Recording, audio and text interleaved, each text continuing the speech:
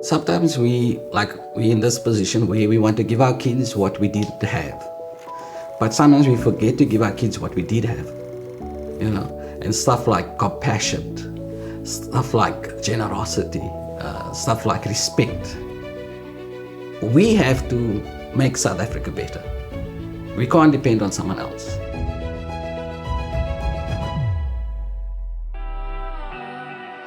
A human being is extraordinary, a perfect machine that can achieve it all. But a South African, now we are exceptional. We have broken boundaries. We have fought for freedom. Just like you, Profmed is proudly South African and stands behind each professional striving to make a difference.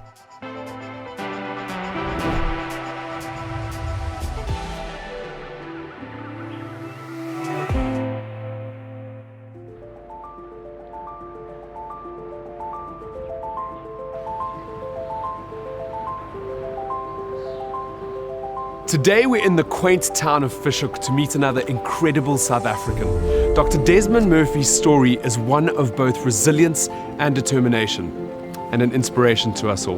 Let's go meet him. Dr. Desmond, thank you so much for sitting down with me today to tell me about your incredible story, one that I think is important. And to start off our conversation today, where did it all begin? Where did you grow up? I grew up in a little town called Bridgetown, which is on the Cape Flats, Athlone, Cape Town, and that's during the 60s. We four together. I'm the eldest, two brothers and one sister. So it was it's a small 2-bedroom house that we grew up in, and it was a lovely community, close-knit. Everybody helped each other. You didn't feel like you were missing out. You use those words specifically, missing out. Yeah. You grew up without, right? What is? Yeah. I often say, when people ask me, I say, I grew up in a sense poor, in the surroundings, but I think it's actually more sad if you're poor in the mind when you grow up. Yeah. So my dad moved 22 times. So that time it was the Group Areas Act, and he moved had to be moved from place to place, and then eventually ended up in Bridgetown, which is on the Cape Flats. And every June holidays we used to go to Steenrosdam with some other families. And when we came home from Steenrosdam, we passed the beach in the Strand, and we often said, let's stop here, we're going to jump out. And my dad said we couldn't. You're not allowed to. Because it was whites only, So there was a kind of a wakening up of that, about that. And then also after a while you thought, what do you do to correct that? Families played a huge role in your existence, in your life, added more values. Yeah. Tell me a little bit more about that. So family is important to me because I think it's not by chance that you're placed in the family. You in your family and I'm in my family. That's not just a chance. There's a reason why you're there. So I'm the eldest in my family, and so I try and inspire them. I try to encourage them. I try to bring us all out. And when I was in grade 8, so that stands 6, I sort of walked across the field, and there's a park. And I stood on the back was the school, and in the front I saw the house. And there was just that moment in time where I stood and I said, this can't be it. This can't be what you intended to be and intended to have. And I stood and I just said a prayer, and I said, God, please get me to university and allow me to build my mom and dad a house, and I'll serve you the rest of my life. From that moment, I just knew I was going to dedicate myself to somehow get to university. Education was always important to me, so I always wanted to make sure that I got a good education. But the problem was there wasn't many resources at that time. The school never had access to a library. So when I matriculated in 1981, I always wanted to be a doctor. And this lady sat there, everybody got a chance to speak to her, and she asked me, what would you like to do? I said, now I'd like to one day become a doctor.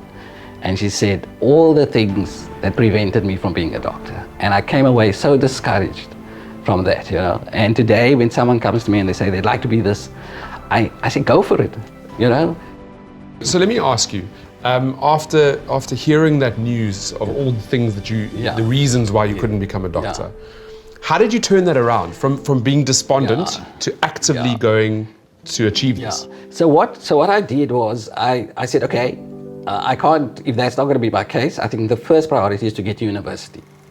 That's the first priority. And then from there's got to be a way. So my makeup is always, there's got to be a way of doing something. Don't tell me that you can't do it.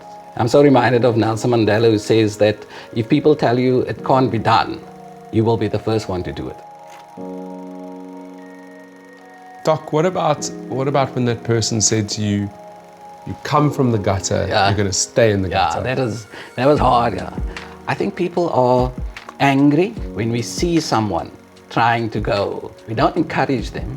We start pulling them down and start saying stuff. And so you either believe what they say in the mind, or you say, you know what, I'm going to prove you wrong. I'm going to show you that what you think is not actually going to happen. So I have 3 practices, which I'm at obviously different times, but in the rest of the time we do have someone, the oral hygienists, who are in those practices to see patients.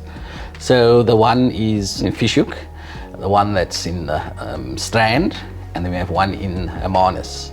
So all 3 of those practices are in places that before myself nor my dad would be able to be. For example, the Strand, like I said, we would travel to Sneemras Dam, and then we would pass the beach, and we couldn't stop at the beach. What I love about your entire story is that you changed your own life, and now you're changing other lives in the process. And that's beautiful. Giving back, and what you say about it's our responsibility. We need to be there. We need to roll up our sleeves. We need to be helping each other rise, really. So I'm involved in an ECD, Early Childhood Development Center. So important. That is if anybody has asked me, where do you put your money today in education, I would say ECD. What sometimes gets me is the fact when the child is born and you hold the child in the arms, the child is alive with possibilities. I mean, that child can be the next president, today in this South Africa. But as the child grows up, we sort of put limitations on the child, and we say, no, you can't because we don't have this, we don't have that. And so you're involved directly with ECD in the community? In informal settlement, Masipumele, we put up a 5 million rand facility, state-of-the-art facility. Then at church, in the Southside Church, I'm heading up the education program. What do they say? Success is not an overnight thing. Yeah. It takes time. It takes time, and it's hard work. There were times where I sat on the bathroom floor and I just cried because I was in a situation where I just couldn't see how I was going to get out. And then the next day you feel a little better and you say, okay. And with regards to Profmed, how did we sort of join with Profmed? So Profmed, like always, I did my homework and I kind of looked at different things, spoke to some of my colleagues and stuff. So all of them, they're like, you must go with Profmed. Profmed's the only way. So you go with Profmed, and that's how and I've been with them, I can't remember how long, probably 2008 or before that even. And I've had no problems with them. My kids went and had their wisdom teeth taken out. We just filled out the form, went off. I had a trigger finger, and for about 3 weeks I couldn't use my finger, and then they paid me out for that. So I've had just good things. Good things with them, yeah. South Africa, complex country. Yeah. We have ups, we have downs.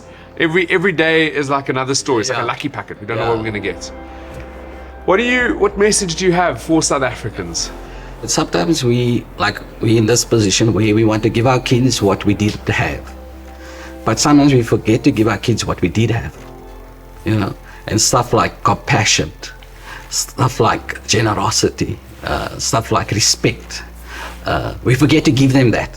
And to say, making a difference in someone else's life. So we want to give them all the things we didn't have, but we forget to give them that foundation. We have to make South Africa better. We can't depend on someone else. Brent, you got to do your part. I've got to do my part. If I can make it better and be that light for the person that's next to me or where I can just impact on that person. The greatest satisfaction I get is when in education, when I sit across the table with a child and they're struggling with something and I explain to them and they understand and the light and you see it in their eyes that they get it. Yeah. So I'm happy to say that my Timothy and Gabriella, they know that. your light is so bright. From where you've come from to where you are going and what you're doing in between, you are lighting up everybody around you. And I need to commend you on everything that you do. Thanks so much. It's absolutely incredible. So Doc, where it all started. Yeah. This is where you grew up. Yeah. How does it feel to be back? Yeah, it's like a lot of memories come flooding back and emotions. And many of the families are still here.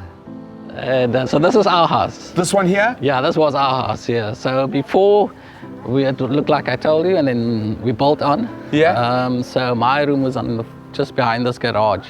My dad built a little shack, and I sat there. And that's where you studied? And that's where I studied, yeah. And then the neighbors next door, we were kind of against them. So on a Friday, they would be having parties and making a noise, and they would see the light on.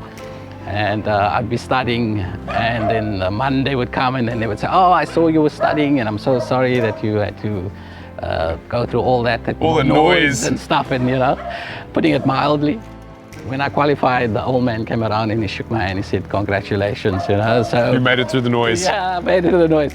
On the one hand, it was a struggle for you as an individual to break out of what was happening around you and to not let the things around you affect you, and to just hold your head up high and continue through. But the community was a very close-knit community. They cared for everybody. You had a sense where everybody struggled together. And going through life like that, I think the goal of us is to be significant in the world, so that when you have something, it's not for you, but it's to share for those around you and to make sure that they're better because of you, And it's hard to believe that this is where it started and we are now, yes. So you pushed forward your parents' house. Did you build them a house? Yes, I built a house in 2010. We built them a house, a big house in Kirstenhof, a 4-bedroom house. My mom cried. We were standing there, we all cried, Well, Doc, you are an incredible inspiration. Thanks. And spending today with you, I'm absolutely in awe of what you have achieved. I'm proud of where you're going and what you're doing for the future generations. I want to thank you. Thanks. Thank you so much. Thanks very much, Fred. What a beautiful interview. In the words of Dr. Desmond Murphy, be happy where you are, but keep moving forward. Another incredible story in the We Are South African series.